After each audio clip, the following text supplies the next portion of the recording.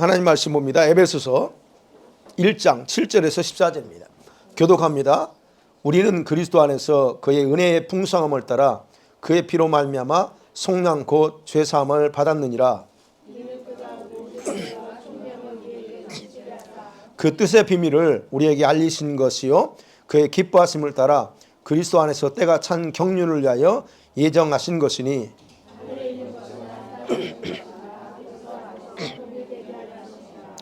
모든 일을 그의 뜻의 결정대로 일하시는 이의 계획을 따라 우리가 예정을 입어 그 안에서 기업이 되었으니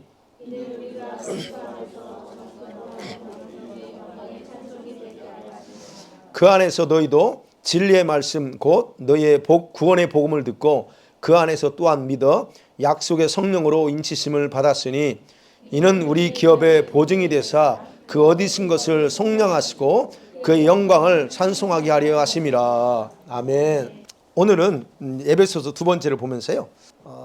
1장은 굉장히 중요한 내용이라 제가 14절까지를 구분해서 보는데요. 우리 유대인과 이방인이 어떻게 하나님의 거룩한 교회가 되었을까 하는 거예요. 우리가 구약식으로 생각하면 유대인만 하나님의 백성이잖아요. 그런데 신약에 와서는 이방인들도 하나님의 백성이 되고 그리고 그거를 우리 에베소서의 말씀처럼 교회가 됐냐. 어떻게 그게 가능하게 됐을까 하는 거예요. 교회는 여러분 신령한 복을 받은 공동체입니다. 오늘 에베소 1장에 보면 우리가 얼마나 신령한 복을 받았는지 그 복을 받은 공동체가 교회라는 거예요. 이걸 여기서 3절에서는 신령한 복이라고 그렇게 표현하고 있습니다. 지난번에 봤던 거죠. 바울은 그 신령한 복을 구원이라고 말하지 않아요. 우리는 그냥 표현할 때 구원이라고 표현하지만 여기서는 구원이라고 표현하지 않고요. 하나님의 자기 아들들이 되게 하신 것, 그것이 바로 신령한 복이다 하는 거예요. 교회가 된 과정을 오늘 에베소서 이야기하고 있어요. 그 과정을 보면 첫 번째는 하나님이 창세전에 선택하시고 예정하셨다는 거예요. 그러니까 저와 여러분은 주님이 그렇게 선택하고 예정했다. 하나님은 이것을 실행하면서 유대인 이방인들을 자기 아들들로 삼았다는 거예요. 그게 지금 이제 1장을 보는 거예요. 그 다음에 두 번째 과정에서는 그리스도 안에서 진행하고자 주님이 계획하셨다는 겁니다. 교회를 이미 하나님이 생각하고 있었는데 누구 안에서? 예수 그리스도 안에서 이 일을 자신의 선택과 계획을 진행하실 것까지 다 이미 생각하셨다는 거예요. 그러니까 결국 모든 것의 계획은 예수님을 중심으로 주님 아버지가 일하셨다는 거예요. 그래서 아버지가 예수님께 모든 권한을 다 줘버려요. 이런 과정이 바로 오늘 1장에서 봤던 그리스도 안에서라는 단어예요. 그 다음에 세 번째 과정이 뭐냐면 하나님의 궁극적인 목적이 뭐냐는 겁니다. 하나님의 계획이 있는데 그 계획의 궁극적인 목적은 뭐냐? 하나님 자신의 은혜의 영광을 찬양하게 하는 것, 그게 궁극적인 목적이라는 겁니다. 그러니까 저와 여러분을 창조하시고 그 다음에 교회로 선택하신 그 목적은 다른 게 아니었어요. 하나님 자신의 영광, 은혜, 여기 나왔죠? 은혜의 영광을 찬송하게 하는 거 그럽니다. 우리가 이미 다 아는 얘기입니다. 이게 바로 지난번에까지 요약이에요. 자, 첫 번째 오늘 7절부터는 그래요. 하나님의 속량이라는 단어가 나옵니다. 리뎀션이 나와요. 이 속량과 그 속에 숨겨진 비밀이 무엇인가에 대해서 이야기합니다. 자, 하나님께서 유대인들, 이방인들을 선택해서 교회가 되게 합니다. 그리고 이런 복을 누리도록 하려고 그 다음에 진행하신 프로그램이 뭐냐 하는 거예요. 바로 다른 게 아니었습니다. 7절에 그리스도의 피로 리딤션 하는 거예요. 속량하는 거예요. 이미 타락해서 주님은 타락한 것까지 다 알고 있었다고 했잖아요. 타락한 죄인을 그럼 어떻게 이 죄를 제거하고 그들을 다시 내 자기 자녀들로 삼을 수 있을까 하는 거예요. 오직 다른 방법이 없어요. 바로 예수 그리스도의 피. 17절 그랬죠. 그의 피로 속량, 즉 리뎀션, 죄 사함을 주는 것이 속량입니다. 그래서 제가 설명했잖아요. 구원은 속량 받은 게 아니고 절차가 있다. 우리는 동그랗게 구원이라고 표현하지만 구원은 그냥 단순히 이루어진 게 아니에요. 과정이 있다는 겁니다. 그게 바로 7절에서 말하는 거예요. 그래서 7절은 우리 양자, 그렇죠? 하나님의 아들들, 자기 아들들이 되기 위한 실제 과정을 설명하면서 그것을 이루기 위해서는 죄를 제거하는 방법이 필요한 거예요. 그래 주님이 속량하셨다는 거예요. 그리고 죄를 없애기 위해서 그 죄값을 지불하셨는데 그게 뭐라고요? 예수님의 피입니다. 그러니까 예수님이 우리를 위해서 죽으실 수밖에 없었다는 거예요. 왜? 이 죄를 처리하지 않으면 우리가 하나님의 자녀가 될 수 없어요. 그래서 주님은 예수님을 십자가에 죽일 수밖에 없었다는 거예요. 자, 이렇게 죄값을 치러야 했던 그 이유가 뭐냐? 바로 오늘 7절에 쓰는 그 8절에 보면 그렇게 한 이유는 우리들에게 이방인이고 유대인 저와 여러분들에게 자신의 모든 지혜와 총명을 넘치게 부어줘서 자신의 뜻이 무언가를 자신의 비밀을 알려주려고 하셨다 그래요. 그게 8절 9절이죠. 그가 모든 지혜와 총명을 우리에게 넘치게 하였고 그 다음에 9절 같이 읽어볼까요? 시작. 그 뜻의 비밀을 우리에게 알리신 것이요 그의 기뻐하심을 따라 그리스도 안에서 때가 찬 경륜을 위하여 예정하신 것이니. 자, 목적이 그거예요. 그렇게 치르게 하신 것. 우리 안에 하나님 자신의 모든 지혜, 총명을 그냥 쏟아 부어줘요. 주시려고 한 거예요. 왜 그럴까요? 오늘 나옵니다. 도대체 그 하나님의 계획과 그 다음에 예정이나 이런 도대체 뭐냐를 알아야 될 거 아니에요. 근데 이걸 알 수 있는 방법은 없어요. 다른 방법이 없어요. 주님이 주신 지혜와 총명이 아닌 곳에는 알 수가 없어요. 바로 그래서 주님이 이 사건을 예수님의 피를 통해서 하셨다는 거예요. 자, 그럼 생각해 봐야죠. 하나님께서 이렇게 죄와 허물로 죽었던 이런 사람들에게 이렇게까지 하신 게 뭐냐? 왜 하셨을까요? 그 하신 이유는 자신의 은혜의 풍성함이라고 그래요. 그렇죠? 7절에 보면 그의 은혜의 풍성함을 따라 그래요. 하나님의 은혜가 넘쳐나요. 그분이. 그러니까 지금까지 오래 참고 또 참고 기다리고 또 기다리는 거죠. 그게 바로 은혜입니다. 그래서 은혜는 풍성해요. 은혜가 풍성한 하나님은, 그죠? 너무 넘치는 은혜 풍성. 그 풍성함이 죄로 인해서 죽을 수밖에 없는 우리를 기다리면서 우리에게 이렇게 많은 것을 쏟아 부어줬다는 거예요. 그래서 우리가 구원은 인간의 어떤 공로도 배제합니다. 오직 하나님의 은혜라는 거예요. 바로 그거를 얘기하는, 하나님의 은혜가 아니면, 우리 찬양됐지만 은혜가 아니면 이거 받을 수 없었던 거. 바로 그 풍성한 은혜를 베푸는 건 역시 어디에 안에서? 예수 그리스도 안에서만, 그리고 예수 그리스도를 통해서만 가능하도록 하셨다는 겁니다. 그러니까 예수님이 오셔야만 됐어요. 그러니까 구약시대는 하나님의 은혜가 있었지만 오늘날처럼 달라요. 우리하고. 그때는 제사를 드림을 통해서 우리 은혜가 주어졌다면 예수님이 오신 이유는 아니에요. 이제는 예수님 안에서 은혜가 그냥 예수님이 통로야. 그래서 그냥 쏟아주는 거예요. 지금은. 그런 차원에서 여러분 예수님의 오심을 통해서 우리가 이 시대에 사는 게 얼마나 복이에요. 예수님이 계시니까 그냥 아버지가 쏟아주는 거예요. 바로 이것까지도 주님은, 아버지는 계획을 하셨다는 거예요.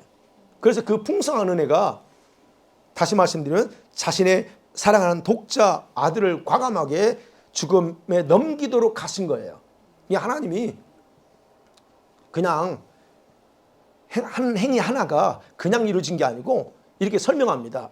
은혜가 풍성했기 때문에 자기 아들까지도 죽일 수 있었다는 거예요.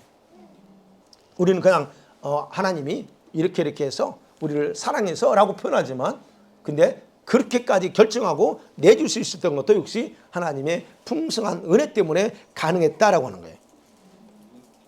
자, 그렇게 가능했습니다. 그런데 이런 아버지의 풍성한 은혜가 우리한테 주어져야 돼요. 근데 그 은혜를, 그 풍성한 그 하나님의 그 은혜의 풍성한 거를 예수 그리스도 안에 우리에게 주셨다고 했잖아요. 그러면 그 풍성한 가치를 예수님이 아셨기 때문에 예수님께서 기꺼이 그럼 자기가 사람으로 와서 자기 몸 자체를 죽이기까지도 순종했다는 얘기입니다.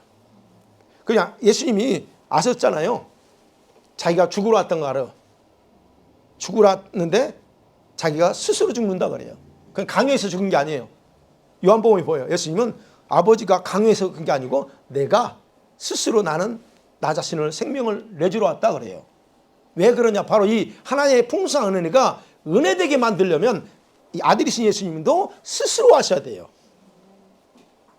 아버지가 네가 해 안 하면 큰일 난다 이게 아니에요. 예수님도 스스로 그 은혜를 알기 때문에 그 은혜가 은혜되게 하시기 위해서 스스로 하셨다. 그러니까 기꺼이 순종하는 거예요.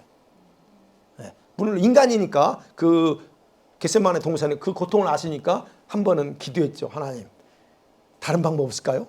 했지만 그러나 그분은 기꺼이 자기 생명을 그렇게 내주면서 순종하기로 한 거예요. 그러니까 그렇게 풍성한 은혜는 오늘 저 현재까지도 온 세상에 존재하는 모든 피조물들에게 흘러가고 있고 지금도 모든 사람이 덮고 있다. 자연계도 있다. 이런 피조물에게도 하나님의 은혜가 흘러가고 있는 거예요. 공중에 날아다니는 새들, 짐승들에게도 은혜는 흘러가고 있는 겁니다. 그게 얼마나 그리 감사해요. 바로 이 은혜 때문에 다른 피조물들, 그 피조물들이 창조의 목적대로 역할을 다 하고 있는 거예요. 새들은 주님을 찬양합니다. 새들이 이렇게 째째거릴 때 그게 하나님 찬양하는 거예요. 그런데 오직 인간만은, 우리 사람만은 어떻습니까? 여전히 마이웨이를 가는 거예요. 자기 길을 가지고 있다는 거예요. 그래서 우리가 생각해 보셔야 됩니다. 바로 여기서 바울이 얘기하는 거예요. 7절, 8절, 9절에서는 거예요. 그 비밀을 알게 하려고 이렇게 주님이 은혜를 주었다는 거예요. 그러면 우리가 생각해야 될 게, 저와 여러분이 생각해야 될 거는 하나님의 풍성한 은혜가 내 안에서 제대로 작동하고 있는가 하는 거예요. 어제도 여러분 하고 오늘도 살아오시면서 여러분이 나름대로 계속 주님께 기도하면서 사셨죠? 그런 가운데 은혜가 은혜되게 지금 작동되고 있느냐는 거예요. 그리고 또 하나는 그 은혜가 나한테 주신 목적은 다른 거 없어요. 창조 목적대로 우리가 반응하고 살도록 하기 위해서 은혜를 주십니다. 여러분이 성공하게 하려고, 여러분이 뭐 잘되게 하려고 은혜 주시는 게 아니에요. 물론 그것도 돼요. 그러나 그 근본 목적은 그것이 아니에요. 우리 창조 목적, 저와 여러분 왜 창조했냐, 그 창조 목적을 이루게 하려고 은혜 베풀어 주시는 거예요. 그러면 오늘도 생각해 보셔야죠. 내가 오늘 하루 살면서 이 은혜로 받고 살았는데 제대로 내가 목적대로 반응하면서 살고 있었는가 하는 거예요. 그래서 사셨죠. 몸부림치면서 기도하신 줄 압니다. 그럼 여기서 말하는 하나님의 비밀, 구절이지, 그 뜻의 비밀이요. 그 비밀의 뜻이 뭘까 하는 겁니다. 도대체 그 비밀이 뭘까요? 하나님은요, 자신의 계획을 우리 교회가 파악하고 그 일에 동참하도록 하기 위해서 비밀이라는 항아리에다, 제가 항아리에다가 이렇게 그 항아리를 그리스도 안에 감춰놨어요. 그 비밀이라는 것을 그냥 예수 그리스도 안에 딱 감춰놔 버린 거예요. 이게 예수 그리스도야. 근데 이 속에다 그 비밀을 담겨놨어요. 그래서 예수 그리스도는 그 비밀과 하나가 돼버린 겁니다.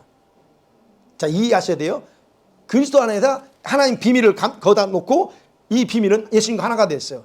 그러면 그 비밀을 푸는 열쇠는 뭐예요? 예수 그리스도예요. 그래서 비밀을 푸는 열쇠도 역시 그리스도가 되는 거예요.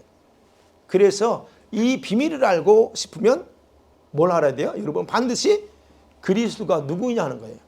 여러분이 그렇게 믿는다고 고백하는 예수 그리스도, 그분이 어떤 분인가를 알아야만이 그 비밀이 뭔가를 풀어낼 수 있다는 거예요. 자, 하나님으로부터 오는 지혜. 그래서 8절이 그 얘기하는 거예요. 하나님으로부터 오는 지혜와 모든 총명함을 받지 않으면 이 비밀을 풀 수가 없습니다. 그래서 이렇게 얘기하는 거죠. 그가 모든 지혜와 총명을 우리에게 넘치게 부어줘요. 그러니까 이 은혜 없으면 이 비밀을 풀어낼 사람이 하나도 없어. 자, 그런데 하나님께서 이렇게 만드시고는 풀어낼 수 있는 지혜와 총명 줬다고 그랬죠? 결국 우리 인간은, 우리 사람이 추구하는 세상적인 지혜로는 불가능하다는 거예요. 그래서 고린도서에 보면 이 세상의 지혜, 아무리 지혜 있다는 사람들, 오늘날 변호사, 학자들 아무리 할지라도 그들이 하나님을 의지하지 않고서는 안 된다는 그런 인간의 연약함을 그대로 드러나게 만들어요. 그래서 아무리 똑똑해도 여러분, 학박사를 가져도 여러분 하나님 주신 이 지혜가 아니면, 총명이 아니면 불가능한 거예요. 근데 여러분과 제가 얼마나 연약한 존재인가를 다 알지만, 우리가 성경을 읽어도 그렇잖아요. 읽어도 어떤 건 도무지 뜻이 이해가 안 되잖아요. 그래서 주님 지혜가 필요한 거예요.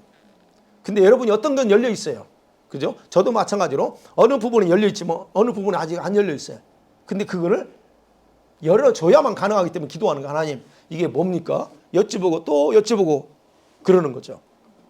그래서 여러분, 하나님의 이 영적인 것은 영적으로 이해하고 풀어야 가능한 거예요. 이 말씀을 여러분이 세상적인 지혜로 풀을 수 있다면 이미 다 풀어졌죠. 얼마나 뛰어난 학자들이 많아요. 근데 그게 아니에요. 이거는 영이기 때문에. 그래 영적인 것은 영으로 풀어야만 가능하다는 얘기예요. 그래서 그분의 뜻의 그 비밀을 알게 하는 것은 뭐냐? 이 주님이 우리에게 지혜와 총명함을 주셔서 알게 하는데, 근데 이거를 바울은 9절에서 더 뭐라고 보면 예정의 더 깊은 뜻이다 그래. 그 뜻이라고 하는 것을 예정이라는 곳에 딱 더 깊은 어떤 뜻이 바로 그 비밀이다라고 표현해요. 그러니까 에베소서는요, 여러분 제가 연구하지만 야 이거는 보통 어려운 게 아니고 이거는 조금 이게 이성적인 사고 움직이지 않으면 이게 이해가 안 돼요. 자, 이제 하나님께서 그리스도 안에 행하실 그때 그 계획을 일행할 그때가 충만하게 채워지는 그런 어떤 여기서 경륜이라고 그랬어요. 영어로 이코노믹인데 경륜을 이루기 위해서 예정을 집행하셨다 그래요. 아까 그렇죠? 예정하셨어요. 속량 리딤시라고 그다음에 예정했는데 그 예정을 이제 집행합니다. 그 집행하신 거예요. 그럼 누가 예정의 목록에 들어있는가를 아는 사람이 하나도 없다는 거예요. 앞에서도 예정이라고 그랬어요. 지난번에 봤던 예정 5절에요. 그 예정이 8절 9절에서는 그 예정이 어떻게 진행가 풀어나가는 거예요. 예정이 더 깊은 뜻을 어디에서 찾을 수 있냐? 그 비밀 속에서 찾을 수 있다는 거예요. 그렇다면 모든 것이 하나님의 영원한 그 생각 속에 있기 때문에 그 예정의 목록을 아는 사람은 아무도 없어요. 우리는 지금 이제 드러난 걸, 저와 여러분이 드러난 걸 보면서 아 내가 거기 있었구나 우리는 알 뿐이지만 아무도 모른다는 거예요. 자, 그렇게 예정된 자들을 중심으로 보면 오늘 이제 10절 나오죠. 그들을 중심으로 하늘에 속한 존재들과 땅에 속한 자들이 통일되게 하는 거예요. 하나 되는 거. 여러분 보세요. 그 비밀이 예수 안에 있다고 그랬잖아요. 그 예수 안에서 그 비밀이 감춰져 있는데 지금 바울이 설명하는 것은 그 비밀을 그 예정이라고 표현했는데 그것을 풀어나가는 집행하는데 결과를 오늘 그 10절에서 그 결과 목적을 얘기합니다. 뭐냐면 하늘에 속한 것과 땅에 속한 것이 하나 되게 하는 거. 통일. 이게 뭘 의미하냐면 여러분 하늘에 교회가 있습니다. 하늘에 교회가 있어요. 그리고 장차 생겨날 지상의 교회가 그리스도 안에서 서로 연합되는 겁니다. 이거 굉장히 비밀이에요. 보세요. 여기처럼 하늘과 땅이라고 했어요. 하늘에 있는 것, 땅에 있는 것이 그리스도 안에서 통일되는 거예요. 이거 뭐냐? 하늘에 있는 건 누가요? 하늘에 있는 건 어떤 존재예요? 예, 하늘에 누가 있어요? 영적인 존재들이에요. 그렇죠? 영적인 존재로 천사들이 있고 그 다음에 히브리서 보면 장자들의 총에 해당되는 장자들의 총이라고 그랬어요. 히브리서 12장에 보면 장자들의 총에 해당되는 24장로 같은 존재들, 그 존재들이 있습니다. 그들과 함께 그 다음에 우리 어때요? 우리 지상에 있는 선택받은 예정돼서 선택받은 이런 교회가 하나로 딱 연합되게 만드는 거예요. 그러니까 우리가 히브리서 보면요, 우리는 단순히 그냥 교회가 아니에요. 천상에서 이 교회를 향해서 얼마나 응원하고 얼마나 우리가 제대로 된 그야말로 제대로 된 교회가 되기를 원하는지 모릅니다. 그래서 하늘에 있는 거, 이 지상에 있는 존재, 이 교회, 이 모든 존재 목적도 역시 하나님의 창세전의 계획 속에 포함되어 있었다는 거예요. 그런데 문제는 이때 당시요, 초대교회 당시에는 이 지상에 아직 교회 공동체가 존재하지 않았어요. 그런데 주님은 그것까지 생각했었다는 거예요. 아직 존재하지 않았지만 이것까지 계획하셨다. 그래서 이것은 예수님이 오셔야만 이 계획이 완성되는 거예요. 그래서 예수님이 오셨고, 그리고 예수님은 바로 이 둘, 하늘에 있는 존재와 땅에 생길 이 존재가 하나 되게 하는 동력이에요. 뭐랄까, 연합시키는 어떤 동력, 한국말로 그거밖에 안 돼. 본체라는 거예요. 자, 그래서 여러분 우리가 하늘의 존재들과 연합되려면 방법은 없어요. 방법은 지금 우리가 제대로 하고 있어요. 저와 여러분은 기억하셔야 될 건 천국에서 천사들도 그렇고 주목받고 있다는 거예요. 그게 무슨 말이에요? 지상에 많은 교회 공동체가 있지만 모든 공동체라고 해서 주님이 주시하지 않습니다. 안타까워 하시는 거지. 그런데 저와 여러분, 제가 말씀드린 저와 여러분은 우리 교회 공동체는 주님이 대단히 주시하고 있는 교회다. 영적인 저 천상에서도 주님이 굉장히 주시하고 있는 교회, 천사들도 주시하고 있는 교회. 그래서 기도하셔야 돼요. 여러분 기도하실 때 이 교회는요 그냥 천사들이 둘러치고 있다는 걸 생각하시면 돼요. 물론 어둠의 영들도 굉장히 어떤 기회를 타고 이 교회를 무너뜨리려고 노력합니다. 그러나 그 둘러치고 있다는 거 여러분 그걸 기억하셔야 돼요. 그만큼 무슨 말이냐면 그만큼 천상에서는 천사들뿐 아니라 다른 어떤 여기 나오는 것처럼 하늘에 존재하는 것들이 그 존재들이 이 교회에 대해서 그만큼 주목하고 있다는 거예요. 그만큼 좋은 인정받는 교회라는 거예요. 제가 한국 가서 여러분 보신 분도 있지만 남 목사님이 인사하려고 제가 왔으니까 카톡으로 전사님한테 그 김 전사님한테 제가 한국에 잠깐 왔습니다. 인사드리 안부 전해주세요. 했더니 갑자기 또 우리 지금 서울에 있어요. 그래서 저 서울역에 그 성전이 있거든요. 서울역과 영등포 서울역에서 집회하신다는 거예요. 아 그래가 또 어이고 인사드린다고 했더니 와가지고 간증하라 그러는 거예요. 아이고 전혀 생각지도 않았는데 그래가지고 그래서 목요일날 간증한 거예요. 네, 보신 분들은 있었을 거예요. 가서 뭐라고 했겠어요 내가. 근데 이제 저는 그걸 보면서 이렇게 기도하고 이렇게 예배하는 교회가 서울에 많지 않거든요. 있어요. 교회들이 전혀 없는 건 아니에요. 그러나 그렇게 사모하면서 기도하는 교회 많지 않아요. 그러니까 그런 차원에서 보면 밴쿠버에서 많은 교회들이 공동체가 있지만 우리처럼 주님 앞에 그냥 주님 아니면 안 된다고 몸부림치며 기도하는 교회가 얼마나 있을까 하는 거예요. 안타깝지만 스스로 헤아리기는 어렵지 않습니다. 있어요. 있겠지 나름대로. 그렇지만 그렇다는 거예요. 근데 저는 그런 부분에서 자부심을 가지고 있어요. 그래서 기도는 앞으로 이 마지막 때는 우리처럼 해야 되는데 그래야 성도들 능력받고 그런 좀 안타까움이 있었어요. 예. 거기는 그냥 물론 그 견인은 기도하고 이제 치유하고 그다음에 또 이제 흰 옷 입어야 되니까 늘 그 기도합니다. 근데 이제 기도의 양이 적어. 그게 아쉬워요. 잠깐 기도하죠. 한 5분 10분 기도하다가 또 하고 또 다른 제목 넘어가고. 그러니까 뭐 기도가 깊지는 않죠. 근데 우리는 그게 아니잖아요. 기도하는 게.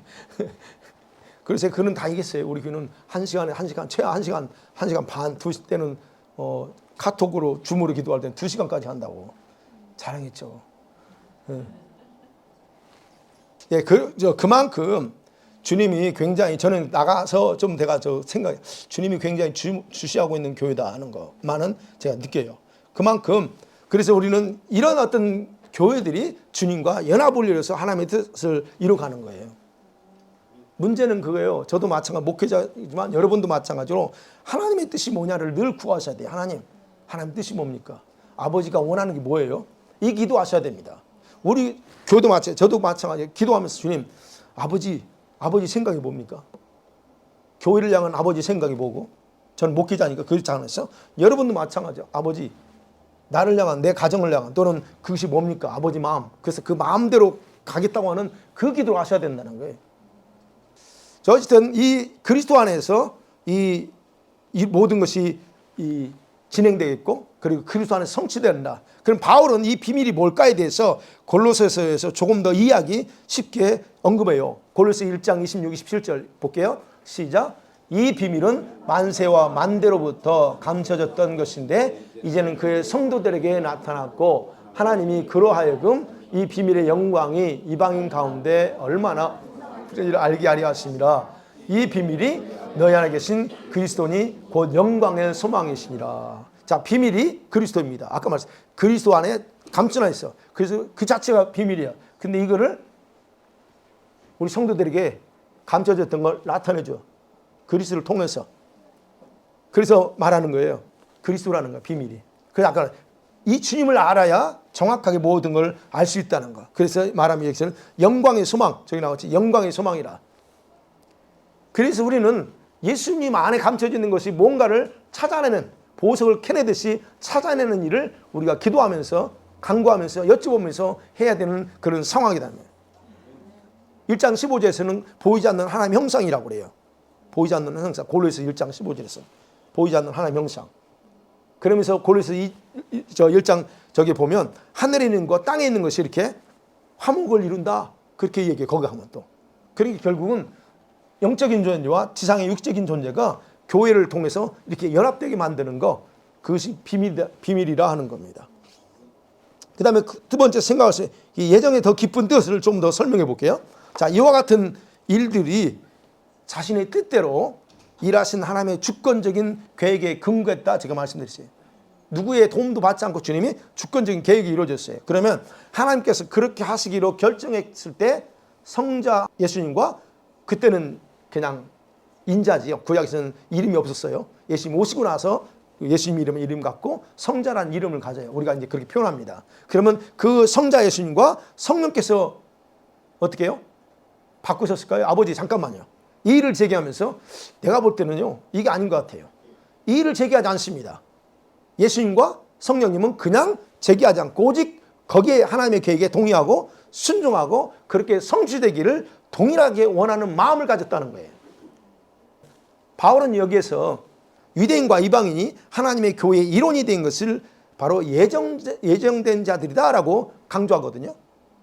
예정된 자들. 그리고 그 신령한 복을 누리는 자가 되는 것은 다른 게 아니고 창조적인 관점에서 하나님의 기업이다 그랬어요. 즉 하나님께 속한 것이란 의미로서 기업이다 그래요. 자, 그래서 교회, 이게 교회 얘기예요. 교회는 하나님의 계획에 따라 예정이 돼서 이루어졌고 그분 안에서 기업이 됐다는. 그래서 우리는 에베소의 근거는 우리는 하나님의 자녀이고 교회이지만 동시에 하나님의 기업이에요. 하나님의 어떤 기업. 그리고 교회는 동시에 그리스도와 공동 상속자가 됐다라고 하는 거예요. 이제 11절 이하에 보면 그런 설명합니다. 그리스도 하나 상속자. 그 부분을 설명할까요? 그것에 대해서 로마서 8장 17절에서 이렇게 표현하고 있어요. 시작. 자녀이면 또한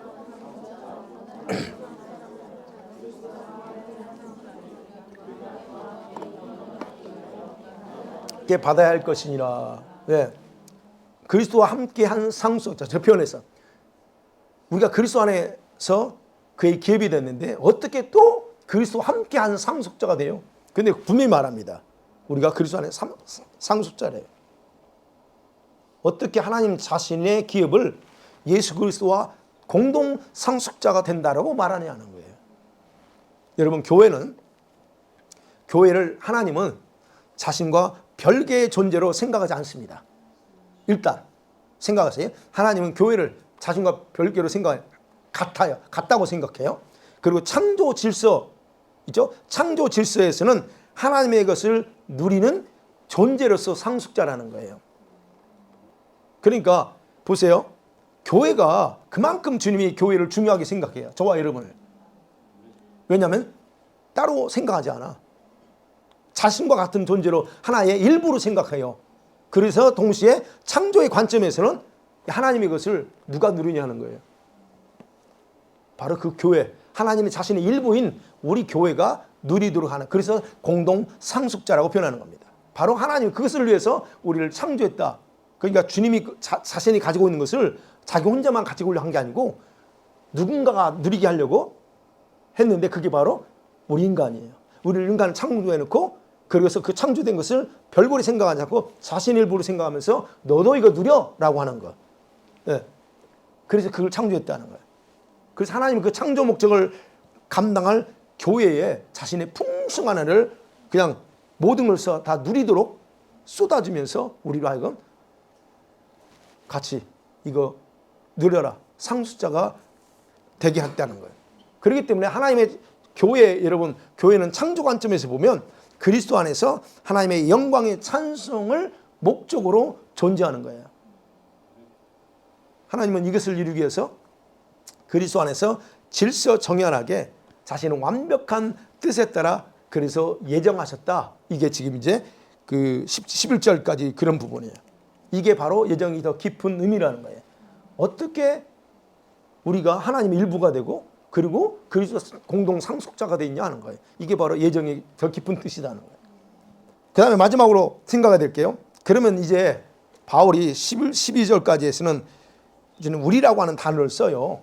세 번째 생각하는 건 이제 이방인 에베소 교회에 대한 설명합니다. 12절까지는 우리라는 단어를 사용하면서 교회를 설명할 때 유대인과 이방인을 같이 공동으로 생각하고 씁니다. 그런데 13절부터는 13절에서 뭐예요? 너희는 그래요. 그 안에서 너희도 그럽니다. 다시 말씀드리면 이 단어를 통해서 자신과 같은 유대인이 아닌 이방인 에베소 교회 성도들만을 가리키면서 그들의 사명이 뭐냐에 대해서 언급합니다. 그게 13절, 14절이에요. 자, 그러면 아까 봤던 거죠. 12절까지는 유대인, 이방인 다 공동적인 교회를 얘기해요. 근데 그 목적이 뭐냐? 창조 목적이 뭐예요? 영광을 찬양하는 거예요. 근데 또다시 에베소 교회 성도들한테 그들만을 가리켜서 말합니다. 뭐냐? 너희들 존재 목적이 뭐냐는 거예요. 동일하다는 거예요. 바울은 앞에서 상세하게 설명했어요. 그러니까 다시 말해서 그들이 거룩한 하나님의 계획 속에 합리하는 과정을 같이 언급하는 거예요. 너희들이 어떻게 교회의 공동 멤버로 됐느냐, 그 과정, 그 13절에 그렇게 해가는 거죠. 너희들이 진리의 말씀, 그 13절이죠. 진리의 말씀 곧 그 너희의 구원의 복음을 들었다 그래요. 너희가 나를 통해서 구원의 복음, 진리의 말씀인 구원의 복음을 듣고서 그 다음에 믿었다 그럽니다. 그죠? 또한 믿어 그럽니다. 자, 복음을 들음에 대한 중요성이 여기에 있어요. 복음을 들어야 믿지. 예. 복음은 그래서 유대인뿐 아니라 이방인들도 들어야 될 필요성을 바울이 정확하게 인식했기 때문에 바울은 차별하지 않고 복음을 전했다고 그랬잖아요. 바울 서신을 보면 여러분 믿을 것 같지 않았던 이방인들이 복음을 듣고서 믿어요. 근데 어떤 사람들이 믿어요? 그들이 예정된 자들이라는 거예요. 주님이 너 믿어라 이게 아니고 그들을 가리켜서 바울이 너희가 바로 이렇게 믿음을 통해서 예정된 자들임을 증명했다는 거예요. 저와 여러분도 그런 은혜를 받고 지금 그 그룹에 속해 있다는 거예요. 바울이 강력하게 주장한 건 뭐예요? 사람들이 들을 수 있도록 이 복음 메시지를 들을 수 있도록 전해야 된다는 겁니다. 그것에 대해 로마서 10장 14절 15절에서 말하고 있죠. 시작. 그런즉 그들이 믿지 아니하는 일을 어찌 부르리요? 듣지도 못한 일을 어찌 믿으리요? 전파하는 자가 없이 어찌 들으리요? 보내심을 받지 아니하였으면 어찌 전파하리요? 기록된 바 아름답도다 좋은 소식을 전하는 자들의 발휘함과 같으니라. 분명히 바울은 말합니다. 전하는 자가 없는데 어떻게 복음을 듣느냐는 거예요. 그만큼 듣는 게 중요하다는 겁니다. 그래서 우리가 복음을 전하는 거죠. 그래서 끝까지 어쨌든 문이 닫힐 때까지 복음을 전해야 됩니다.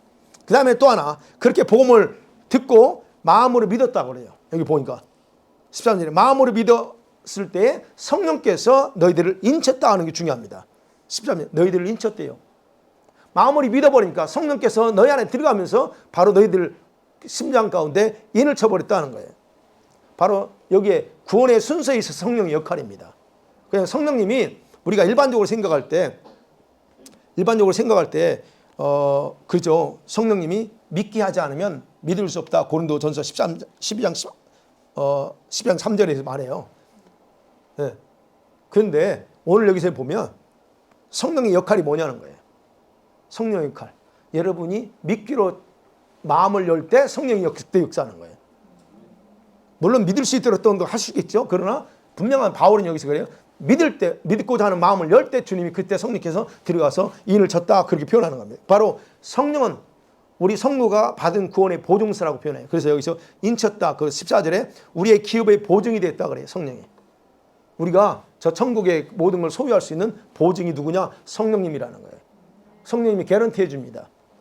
그리고 이 성령은 구원이 완성될까지 보증서 에베소 4장 30절에 구속의 날까지 인을 쳤다 그럽니다. 이게 중요한 거죠. 그러면 성령의 보증이라는 게 다른 게 아니에요. 최후의 날까지. 우리가 죽을 것 날이든 아니면 예수님이 재림하실 날이든 그 날까지 그분의 소유권임을 입증해 주고 그러면 내가 여러분 그 보증을 가지고 있는 한 어떠한 경우도 소유권을 상실할 수 없다는 것이 바로 성령의 보증이라는 거예요. 그러니까 여러분 얼마나 감사해요. 여러분 안에 이런 게 있다는 거. 그럼 우리 예수 믿는 성도가 이 보증서를 어떻게 취급하느냐는 달라요. 이제는 각 개인에게 있어서 중요한 겁니다. 그래서 여러분이 성령을 소멸시켜도 안 되고 성령을 근심시켜도 안 되고 어떻게 해요? 성령을 탄식시켜도 안 되는 거예요. 이거를 모르기 때문에 많은 사람들이 예수 믿어도 성령이 소멸돼요. 분명히 그러잖아요. 데살로니가 5장에서 분명히 성령이 소멸됩니다. 또 성령도 근심합니다. 이걸 아셔야 된다는 거예요. 이런 중요한 분이 우리 안에 계시면서 자신의 뜻을 이루어야 되는데 우리가 그분을 잘못 취급하면 그럴 수 있다는 거예요. 그래서 성령의 보증은요, 여러분 일반 우리가 생각하는 그런 인격 없는 종이 페이퍼 이거 달라요. 그분은 인격을 가지고 있고 그리고 우리 안에서 이런 일을 근심까지 할 수 있고 탄식도 할 수 있는 것. 그래서 성령의 보증은 여러분과 제가 항상 자신이 인정해주며 함께 동행하기를 원하시는 겁니다. 성령님이 그런 분이에요. 성령님은 단순히 우리 안에 계시면 되고 나는 어떻게 살아도 괜찮아. 이거 절대 아니라는 거죠. 그래서 우리가 인격이신 그 성령의 지도를 받고 인도함을 받기를 원하는 게 그 성령님이에요. 그래서 저와 여러분이 늘 강조하는 것처럼 성령 인도를 받으라 또는 성령을 따르라 하는 얘기가 그래서 중요하다는 거예요. 여러분 물론 성령께서 믿을 수 있도록 마음을 주도하시는 일도 해요. 그렇지만 우리들이 마음을 열기 전까지는 성령은 사람 속에 들어갈 수 없다 하는 거예요. 바로 이 성령의 역할에 따라서 하나님의 약속을 하나님의 약속을 성령은 성취하기 위해서 계속적으로 지금도 일하고 계신다는 거예요. 바로 지금 이 에베소 교회 성도들이 바로 이런 과정을 통해서 구원을 받았고, 그래서 바울이 뭐라고 표현하냐면 13절 그 약속의 성령이다 그렇게 표현해요. 성령을 그냥 성령이라고 말하지 않고 약속을 이루시고자 들어온 약속의 성령이다라고 얘기한다는 겁니다. 그러니까 성령님이 새로운 관점으로 보셔야 돼요, 여러분 안에. 그래서 성령님은 하나님께서 선택하고 예정하신 자들이 믿을 때 이런 식으로 지금 인치고 지금도 일하고 있습니다. 인치심이란 게 뭐예요? 다른 거 아니잖아요. 소유권이 하나님이다라고 하는 걸 나타내 주나요. 그죠? 자, 이런 인침을 가진 사람들은 어느 누구에게 속할 수 있는 존재가 아니라는 거예요. 오직 우리는 하나님께만 속한 존재라는 겁니다.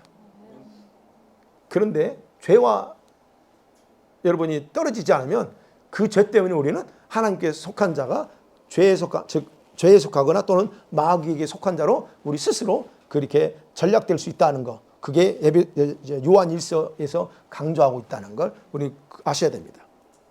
그래서 4장 30절에서 성령을 근심시키는 것을 경고하잖아요. 분명히 우리 안에 약속의 성령으로 계시지만 그 성령은 우리 때문에 그런 일이 가능하다. 그럼 왜 이게 중요하냐는 겁니다. 중요한 이유는 이 모든 것들이 예수 그리스도 안에서 그 아들의 피로 완성된 것이기 때문이에요. 이미 예수님 안에 피로 완성됐는데 우리가 그것을 그렇게 해서 성령께서 들어오셨는데 우리가 자꾸 엉뚱한 짓 하면 그래서 경고하는 거예요. 근심시키지 마라. 경고입니다, 이거. 그러면 마지막으로 왜 이방인들을 교회로 선택하고 예정하셔서 그들에게 그렇게 행하셨을까 하는 거. 바로 14절에서 바울이 그러죠. 그들 역시 기업의 보증이 되고 그들을 속량하신 그 예수 그리스도의 영광 또는 그 아버지의 영광을 찬송하게 하는 게 목적이라는 거예요. 동일한 거예요. 그러니까 유대인뿐만 아니라 이방인들도 동일한 목적 위해서 창조. 맞죠? 우리가 타락하면서 이게 인종이 바뀌면서 그 다음에 하나님이 선택하는 과정 속에서 이제는 이 유대인을 중심으로 해서 목적을 이뤘기 때문에 유대인만 유일한 선민이라고 했지만 사실은 원래 목적은 그게 아니라는 거야. 그러니까 바울은 자기들과 이방인들의 똑같은 존재다라고 얘기합니다. 마지막 결론이 그거예요. 영광을 찬양하는 거. 결국 그게 잃어버렸던 목적대로 다시 돌아가게 해서 그분만을 바라보고 찬양하는 거야. 그래서 찬양은요, 유대인의 특권만이 아닙니다. 이제는 저와 여러분 같은 우리에게도 하나님을 찬양하고 영광 돌리는 게 특권이고 그것이 목적이라는 거예요. 그래서 우리들이 우리는 이방인이기 때문에 이거 아니에요. 이제는 동일한 그런 하나님 앞에서 그런 목적을 가지고 있기 때문에 회복됐기 때문에 소홀히 하는 거 그거는 올바르지 않아요. 그래서 여러분과 제가 예배할 때나 개인적으로 기도할 때 하나님과 관계 속에서 늘 하나님을 찬양하는 그런 삶을 사셔야 돼요. 우리가 한국 사람의 스타일하고 여기 서양 사람들의 스타일이 좀 다른 게 있어요. 우리가 부르는 찬송가를 부르나 지금은 저 CCM 이 종류 이것만 부르는 게 찬양이라고 생각하죠. 근데 사실은 여러분이 하나님 앞에서 개인적으로 기도할 때 여러분이 하나님을 찬양하면서 하셔야 돼요. 개인 기도할 때요. 그냥 오늘도 주님 그냥 그것도 중요합니다. 근데 하나님 먼저 찬양하고 경배하는 그런 시간을 가지면서 가셔야 된다는 거예요. 그게 대단히 중요합니다. 근데 우리는 한국 사람은 전혀 그게 습관화가 안 돼 있어요. 무조건 그냥 오면 뭐 하고 여기서 부르는 찬양 외에는 잘 안 해. 여러분 그렇게 하시나요? 집에서 성령을 하는 것도 있겠지만 기도할 때 주님과의 관계 속에서 여러분들이요 그 찬양 먼저 하세요. 하나님 앞에 찬양을 올리면서 경배하면서 그러면서 기도하는 그런 삶을 가세요. 그게 굉장히 중요합니다. 그래서 우리가 기도하는 것도 중요하지만 주님은 우리가 자신을 찬양하고 경배할 때 더 좋아하십니다. 말씀 내줘볼게요. 여러분 하나님이 자신의 뜻과 계획대로 일하십니다. 그분은 자신의 뜻과 계획 속에 일하고 근데 중요한 건 우리들을 위해서 일하지 않는다는 거예요. 이 말 이해하셔야 돼요. 주님은 우리를 위해서 일하지 않아요.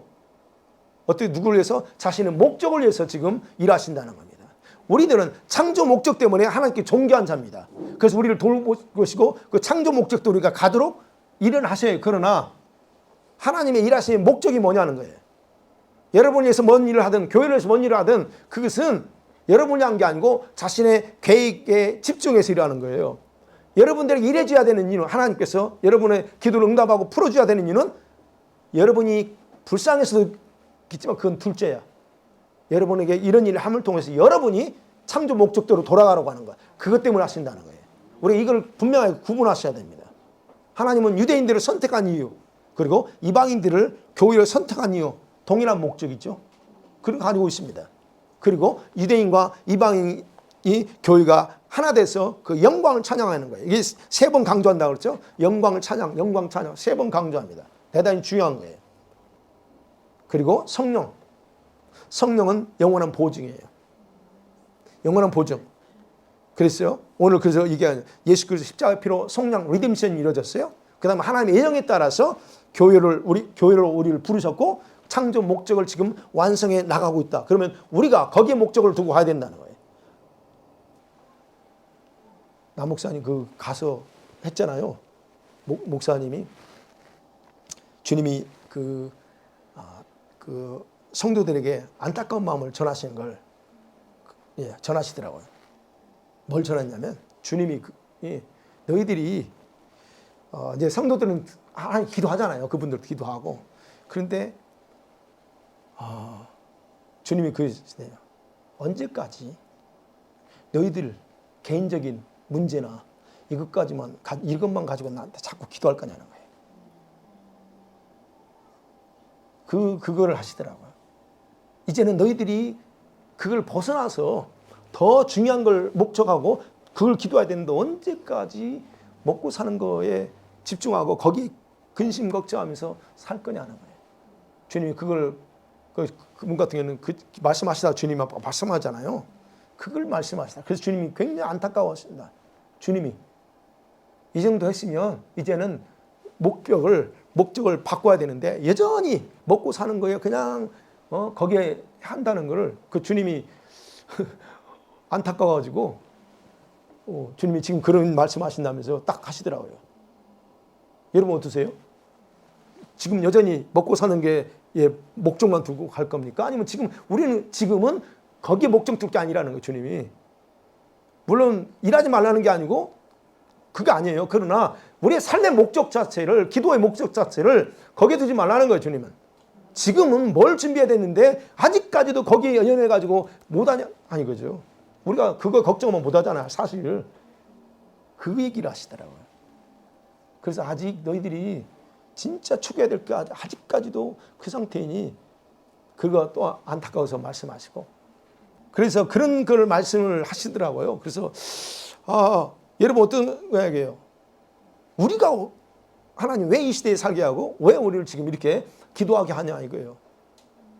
먹고 사는 건 지금까지 잘 살아왔어요. 그죠? 뭐 있건 없건 뭐 어떻게든 다 잘 살아왔어. 근데 언제까지 그게 잡힐 거냐는 거예요. 지금은 다르다는 거예요. 지금 이 목적이 골이 달라야 된다는 거예요. 주님은.